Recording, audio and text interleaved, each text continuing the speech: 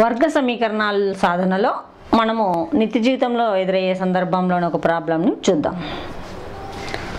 మొత్తం 27 లబ్ధం 182 అయ్యే విధంగా రెండు సంఖ్యలను కనుగొనుము అన్నాడు. వీటిని అనేక రకాలుగా సాధించవచ్చు.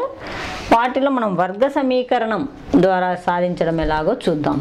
ముందు మనం వర్గ సమీకరణ రూపంలోకి రాసుకోగలిగితే సగం లెక్క చేసినట్లే. రెండు సంఖ్యలు అంటూనే మనం ఆటోమేటిక్గా ఏమనుకుంటాం, XY అనుకుంటారా? కానీ వర్గ సమీకరణంలో ఎక్కడైనా మీకు రెండు చరరాశులు కనిపిస్తున్నాయా? ఒకటే చరరాశి ఉండాలి. కాబట్టి ముందు దీన్ని తీసుకున్నట్లయితే రెండు చరరాశులు తీసుకుంటారా? రెండు సంఖ్యల మొత్తం 27. సరే, ఒకటి X ఒకటి Y అనుకుంటే 27. దీన్ని ఒకే చరరాశిలోకి మార్చుకోవాలి. అంటే Y కూడా Xలోకి మారిపోవాలి. అప్పుడు Y is equal 27 minus X. So ఒక సంఖ్య X, రెండవది 27 మైనస్ Xగా తీసుకోవచ్చు. ఒకటి X, రెండవది 27 మైనస్ X. రెండు సంఖ్యల మొత్తము అన్నప్పుడు ఒకటి X, రెండవది మొత్తంలోంచి తీసేసేదే కదా.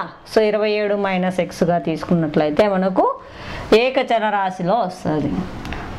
ఇక సమీకరణం కోసం ఆ రెండిటి లబ్ధం ఏంటండిటో X 27 మైనస్ X లబ్ధం అంటే H ఈజ్ ఈక్వల్ 182. మల్టిప్లై చేస్తే 27x minus X square minus 182 is equal 0. So minus X square plus 27x minus 182 is equal 0. దీన్ని మనము మైనస్ను కామన్ తీసి ప్లస్లోకైనా రాసుకోవచ్చు, లేదా డైరెక్ట్ ఇట్లయినా చేయొచ్చు. సో మైనస్ను కామన్ తీస్తే